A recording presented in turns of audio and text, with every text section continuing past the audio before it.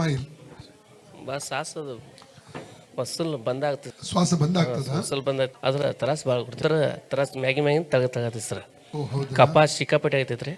ಎಷ್ಟು ಸಮಯದಿಂದ ಅದು? ಇದು ಒಂದು 2 ವರ್ಷ ಆತ್ರಿ. 5 ಲಕ್ಷ ರೂಪಾಯಿ ಹಾಕಿನ್ರಿ ನಾ ಈಗ ಬೆಳಗಾಮಕ್ಕೆ ದವಾಖಾನೆ ಹೋಗ್ತೀನಿ.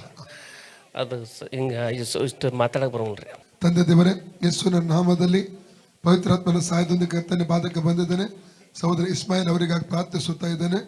ಅವರನ್ನು ಮುಟ್ಟಬೇಕಾ ಕರ್ತನೆ ಕೇಳ್ಕೊಳ್ತೇನೆ ಸ್ವಾಮಿ. ಮೊಟ್ಟ ಮೊದಲು ಶರೀರದ ಸುಸ್ತು ಕರ್ತನೆ, ಅದೇ ರೀತಿಯಲ್ಲಿ ಮೈಕೈ ನೋವೆಲ್ಲ ಬಿಟ್ಟು ಹೋಗಲಿ, ಅಲರ್ಜಿ ಬಿಟ್ಟು ಹೋಗಲಿ.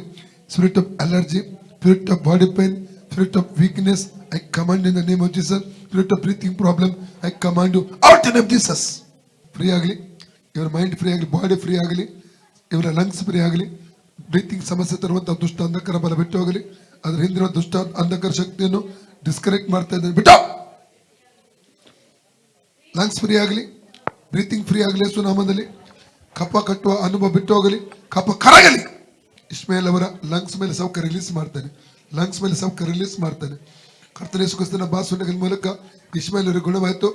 ಕರ್ತನ ಯೇಸು ಕ್ರಿಸ್ತನ ಬಾಸುಂಡೆಗಳ ಮೂಲಕ ಸಹೋದರ ಇಸ್ಮಾಯಿಲ್ ಅವರು ಗುಣವಾಯಿತು.